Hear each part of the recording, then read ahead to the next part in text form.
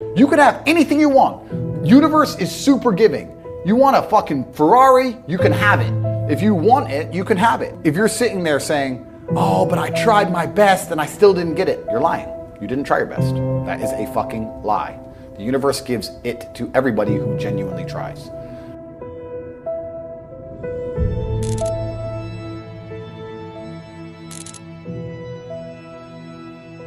I want you to get pen and paper and write down everything you want to achieve in the next 4 years, the children you want to have, the car you want to drive, the money you want to make. I guarantee you, every single thing you write down on that piece of paper is going to come true.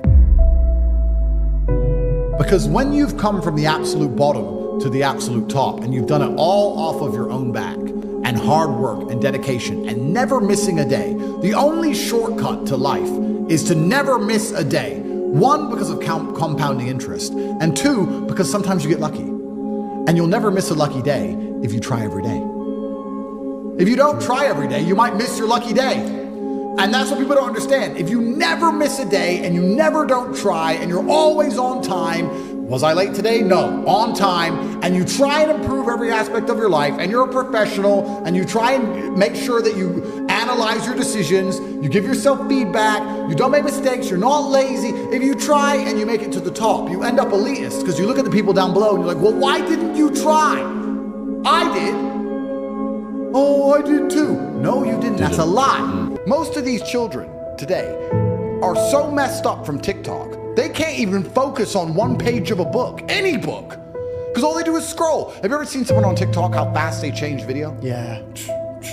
Their minds are gone. You can't even sit them down and teach them anything. That's a mental trick. You have to rewire your brain. And the reason your brain needs to be rewired is because anyone who is watching this stream below the age of 30, your brain is already broken. Watch your friends when they're on TikTok. How long can they even focus on a video before they have to change? Half a second, maybe.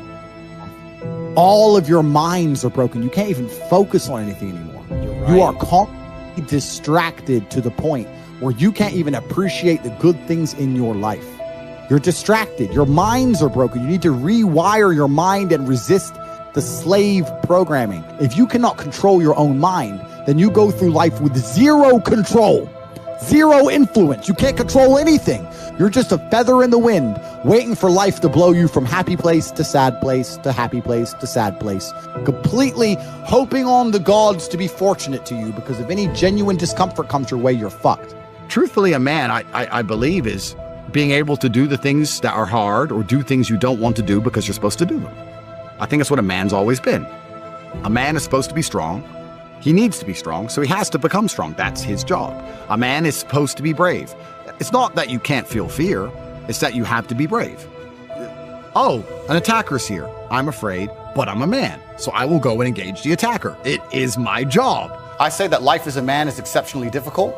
I say the most beautiful and the most terrifying thing about being a man is you're born without value. Society doesn't care about you. You're only going to be cared about based on how useful you are. You have the chance to build yourself up and become a superhero if you're prepared to do the hard work and be indefatigable enough to never quit. But if you're going to stand around and wait for a handout, nobody's going to ever respect you. And I think that a lot of people have forgotten about how difficult and how competitive it is as a man. We're always in constant competition with each other. And it's your duty as a man to stand up and say, I want to be as important and strong and good-hearted and God-fearing as possible. And I need to work hard to achieve those things. I can't stop myself working as a person who doesn't need money. And then there's people with no money who don't work. It blows my mind. Which is why the winners are winners and the losers are losers. Losers do a little bit of work and rest. Winners work as hard as possible and worry they're not working hard enough. It's just a separation of personality types. And it's almost like you can't save these people. I have something I sent in my email recently. I said, you could give the average man a brand new Ferrari and a road map and a coffee and a full tank of gas and tell him the destination, success. And halfway along the drive, he'll quit because it's too far. No matter how well you set it up for people, they'll quit. You may have accepted the matrix telling you that you now have an excuse to fail, as opposed to using it to grow. But every single man of value went through trauma, and they went through pain.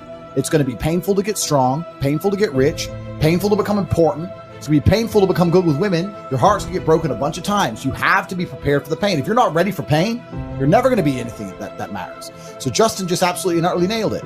My kickboxing coach used to say to me, I used to come in the gym, say, what do you hate the most? And I say, I hate running. I say, okay, you're going running.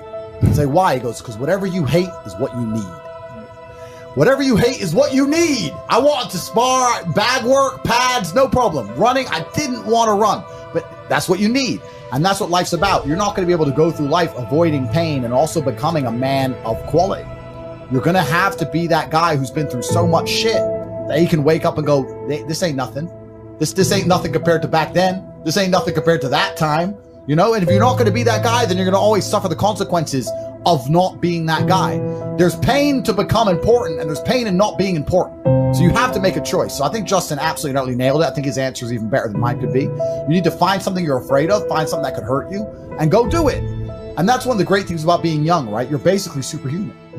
Yeah. All of us are our age. We're all in our 30s. I remember when I was 21, like I had Wolverine-like healing abilities. And this is actually one of the problems with the world today. I noticed the internet's fucked this up because we have all these youngsters who have a voice. They all think they know something on Twitter and on the internet, these kids, right? When I was 23, 22, I didn't know shit. I'm 35 now. I'm one of the smartest men on the planet. And when I was 23, I didn't know shit. When you're 35, you're definitely going to still be a dumbass. So when you're 23 like you are now, you don't know anything. Your only attribute is the fact you have Wolverine-like healing abilities and you're not using it. Stop talking, start listening, get out there, get hurt, get the fuck back up. You should have no interest in what people think about you. That makes you insecure. And that is the largest psyop in history. To wake up and say, I'm not going to be successful. I'm not going to be strong. I'm not going to be interesting. I'm not going to go out there and test myself. And I'm not going to put honor on my last name because I would hate for people to think I'm insecure. I'm secure, so it doesn't matter if you think I'm a loser. And it doesn't matter if I am a loser. So I'm just going to sit at home and I'm secure. No, it's not insecurity. It's called duty to your last name and honor. And that's just another one of the many different tentacles inside of the psyop octopus, trying to snatch any motivation left from the masculine spirit. If I was a man who was unsuccessful and I hadn't met my physical capability or my financial capability or my mental capability or my spiritual capability, I would be insecure. I would sit and say, this is a failed version of who Andrew Tate could be. They're beyond saving because they're the worst thing you can possibly be, which is a quitter. Being a quitter is the worst thing you could possibly be. God himself can't make a quitter important, because the only reason the place you're trying to get to has value is because it was difficult to reach. If everybody could reach it, there'd be no value. Value is linked to scarcity. The whole point gold is valuable is because it's not everywhere. If it was everywhere, it wouldn't have any value. The reason the place you're trying to reach is valuable is because people can't get there. So if you're the kind of person who quits, you're never going to get there. Quitters are the worst. You could give a quitter a map, a treasure map, and a hot air balloon. And say, it's going to take you right to the treasure. It's going to be a 7-day journey. Here's a sandwich. Yeah. And halfway through, they'll be like, oh, I'm cold. Yeah, you just said that, 7 days, nah. Yeah, and they'll quit. Yeah. Quitters will never make it. And there's a huge subsect of the populace who are basically simply quitters. I've never in my life seen anyone who's determined to get something not get it. I've never seen somebody who is determined in their heart to get something not get it. The universe and God is so giving and providing. People think it's difficult out here. I disagree. I've never seen someone wake up and say, nah, this is all I care about. This is all I want. Not get it. Everyone who thought that way in fighting was a world champion. Everyone who thought that way about money was rich. I've never seen anyone fail. Bro, I've seen people with no credit score and no job determined to get an R8 manage to get one on finance somehow. I've seen it. If it's all you want, you're going to get it. You're going to find a way to You're going to find a way. Yeah. People go, oh, I want this. If you want it, you have it. If you're going to be a man who's going to sit and say, I'm just sad, you are always going to lose in competition to men like me. No. And there has to be losers for there to be winners. I am tired of sympathy. Sympathy doesn't work for anybody. I'm not going to sit here and be sympathetic for people who say they're too sad to try hard and be their best. Guess what?